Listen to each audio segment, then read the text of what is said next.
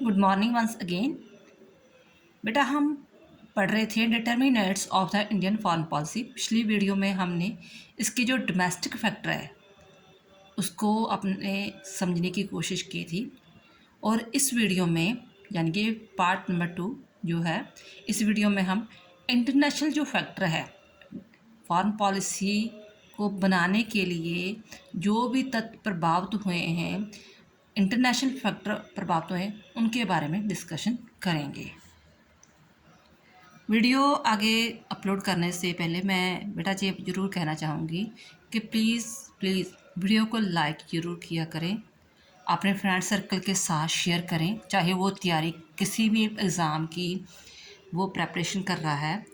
अगर आप first time देख रहे हैं तो चैनल को प्लीज़ सब्सक्राइब ज़रूर करना। आपके एक लाइक से या शेयर से या सब्सक्राइब से आपको नहीं पता जो वीडियो बना रहा होता है उससे कितना प्रोत्साहन मिलता है, वो और भी एक्साइटेड होकर आपके लिए टाइम निकाल कर, अपने बिजी शेड्यूल से टाइम निकाल कर आपके लिए वीडियो बनाता है। चलो हम शुरू करते हैं।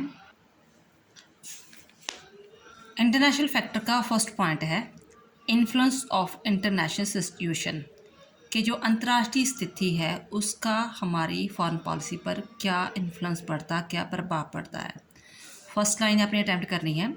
नो नेशंस, कोई भी देश, चाहे इंडिया है, पाकिस्तान है, रशिया है, अमेरिका, कोई भी देश, no nation can save itself from the effects of the international situation, so the international situation also affect the foreign policy.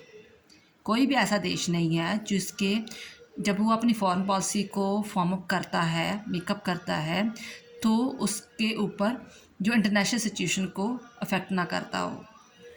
Today, फिर आपने ये लाइन अटैम्प्ट करनी है, पहले वो 2 लाइन अटैम्प्ट करनी है, देन आफ्टर आपने लिखना है today India has develop good relation with the countries like Russia, China, America etcetera.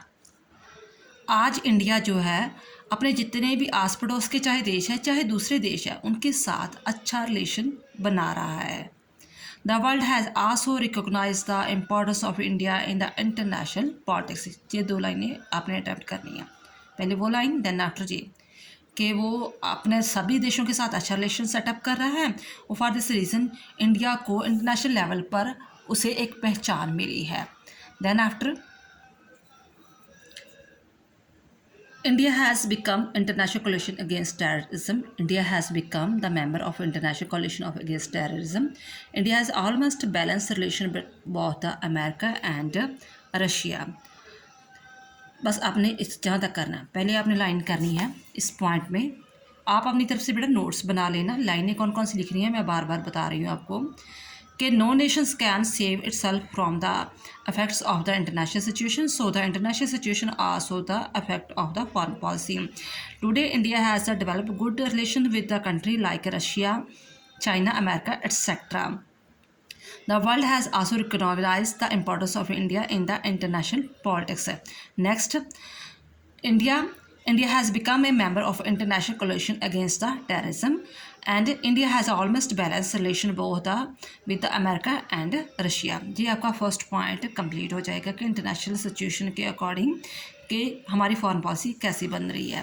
Second point है एस्टैब्लिश ऑफ यूनिपोलर वर्ल्ड। आपने यहाँ से लाइन स्टार्ट करनी है। In the 1991 the cold war had almost come to the end. 1991 में maximum जो था cold war वो ख़त्म हो चुका था। Next, and America has established itself as the only super power in the world. Cold war ख़त्म हो चुका था और अमेरिका अपने आप को हेजेमोनी तौर पर सेटअप कर चुका था, और इसी के कारण keeping in mind such circumstances, Russia, China, India has a meeting in New Delhi on February 2007 in which emphasis was laid on the establishment of the multipolar system.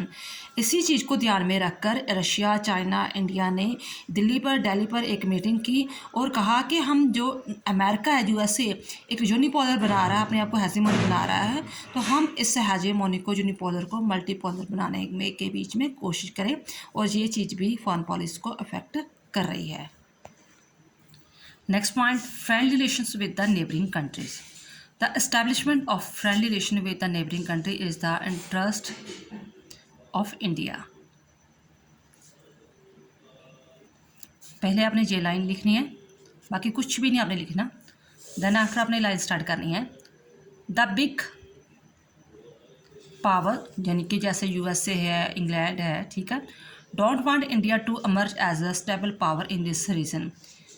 A mutual trade among the neighboring countries can be of the great advantage to our neighboring country, and for this good friendly relations are needed. With this purpose in mind, South Asian Association of Regional Cooperation, जिसे हम SAARC कहते हैं, was established in December 1985 and at present 8 countries were the member of. कि India के जो पड़ोसी देश है उसके साथ भी अच्छा जो रिलेशंस वगैरह है, जो पावरफुल देश है वो नहीं चाहते कि हाँ कि इंडिया एक एज ए जो स्टेबल पावर बने, एक स्टेबल पावर बने, लेकिन इंडिया को पता है कि हम अगर आसपास के जो पड़ोसी देश है उसके साथ अच्छा रिलेशन बनाएंगे तो हमें ही एडवांटेज होगा। इसी चीज़ को ध्यान में रख के, कीप इन माइंड रखकर उन्होंने सार्क की इस्टेब्लिश किया है, और ये भी हमारी फॉरेन पॉलिसी का एक पार्ट है। नेक्स्ट है relation with Commonwealth of the Nations. एक चीज़ बेटा मैं बार बार कह रही हूँ कि पॉइंट्स बहुत ज़्यादा एक्सप्लेन किए हुए हैं, लेकिन आपको जितने मैं पॉइंट्स की लाइनें कह रही हूँ उतना भी आप लिख लोगे तो इनफ। कोई एग्जामिनर आपके गलत नहीं करेगा, नंबर कट नहीं करेगा, ठीक है, क्योंकि जब 20 नंबर का क्वेश्चन होता है तो 3-4 लाइनों में एक्सप्लेन भी कर लोगे तो मच बेटर होता है। आप कोई ऐसे नहीं वहाँ लिख रहे, ठीक है। नेक्स्ट है relation with the Commonwealth of the nations. Commonwealth is an international organization founded by the British government before the independence of India. कि कॉमनवेल्थ आपको पता ही है, ठीक है, हम वो ब्रिटिश ने चलो चाहे इस्टेब्लिश किया था, लेकिन हम इसके आज़ादी से पहले भी इसके मेंबर बने हुए थे, और आज़ादी के बाद भी after independence India decided to remain with the Commonwealth. और आज़ादी के बाद भी इंडिया ने डिसाइड किया कि हम इसके साथ ही रहेंगे। क्यों? रीज़न क्या था? We have raised many important issue at the platform of the Commonwealth which have proved milestones in the direction of the establishment of the world peace. ये लाइनें आपने अटैम्प्ट करनी है। पहली ये लाइन कि कॉमनवेल्थ जो था ब्रिटिश गवर्नमेंट ने इस्टेब्लिश किया था, हमने इंडिपेंडेंस के बाद भी कॉमनवेल्थ में रहना अच्छा समझा। रीज़न क्या था कि हमें पता था ये बहुत बड़ा प्लेटफार्म है जहाँ पर हम अपनी जो है सारी प्रॉब्लम्स को डिस्कस कर सकते हैं और वर्ल्ड पीस को जो है स्टेबल कर सकते हैं। नेक्स्ट है faith in the United Nations. जैसे कॉमनवेल्थ है ऐसे यूएनओ है, ठीक है। India has a full faith in the United Nations, पहली जे लाइन, ठीक है। Then after India is of the view that the countries from the Asia, Africa, Latin America should be given the due represent in the Security council.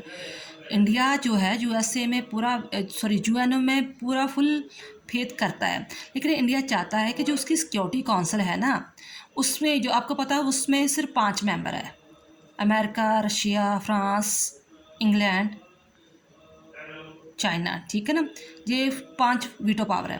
तो India चाहता है कि हमें भी वीटो पावर दी जाए, कि हम एशिया की तरफ पर रिप्रेजेंट कर रहे हैं तो हमें वीटो पावर दी जाए। एज ए रिजल्ट ऑफ विच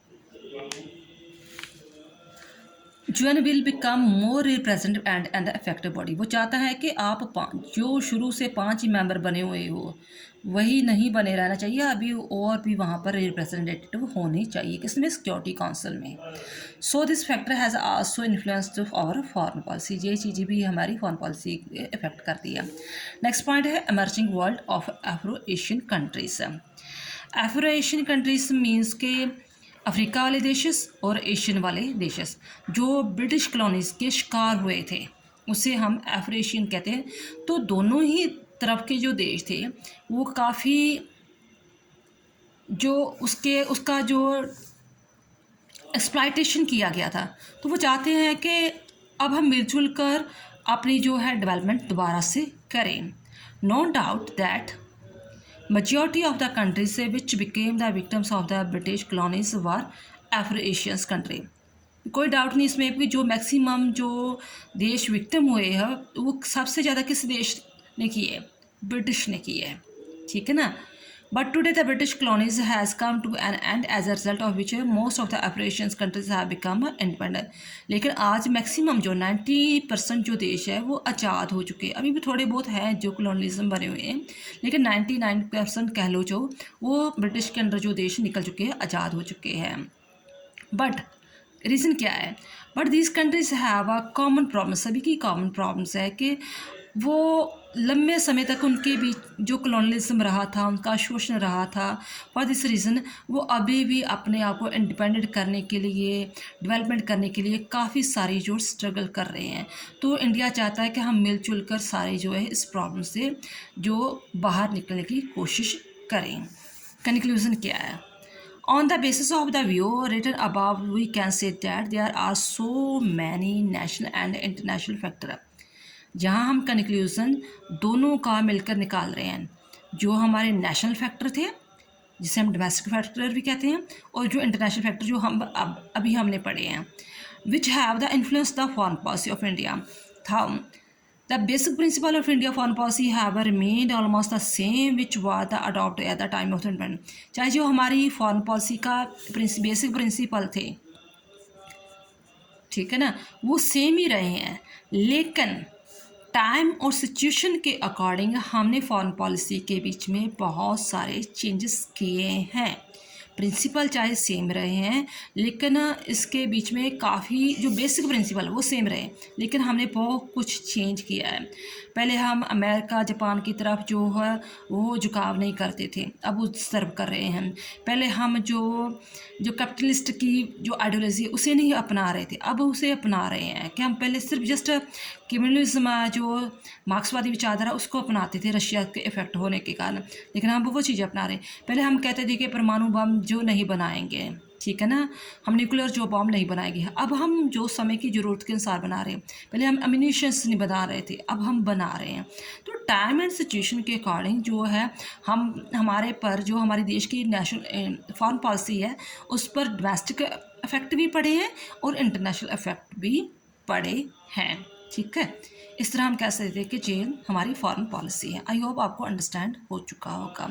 फिर भी बेटा किसी भी पॉइंट में डाउट है तो आप कमेंट बॉक्स में लिख सकते हैं, और भी आपको वीडियो चाहिए तो आप कमेंट बॉक्स में लिख सकते हैं। थैंक्स बेटा।